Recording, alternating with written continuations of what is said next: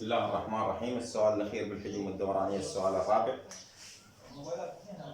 احسب الحجم المتولد من دوران. إذا من قال حجم ودوران يعني حجم الدورانية. دوران المساحة المحصورة بين المنحني والمستقيمين حول المحور السيني.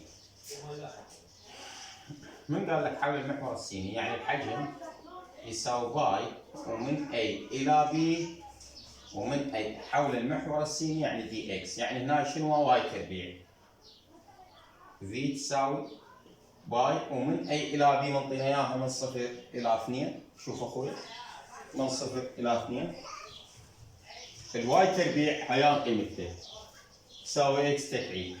اكس تكعيب دي اكس، ففي تساوي باي ومن 0 الى 2 هاي الفترة الاكس تكعيب تصير اكس اس 4 عند التكامل على 4 ومن 0 الى 2 في تساوي باي وهنا 2 أس 4 على 4 ناقص 0 أس 4 على 4 هو 0، يعني احنا ما له داعي هاي. المهم 2 أس 4 16 على 4.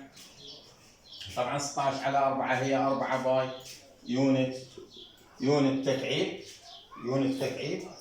أو وحدة مكعبة. انتهي حل السؤال وتنتهي تمارين الحجم الدورانية، والحمد لله رب العالمين.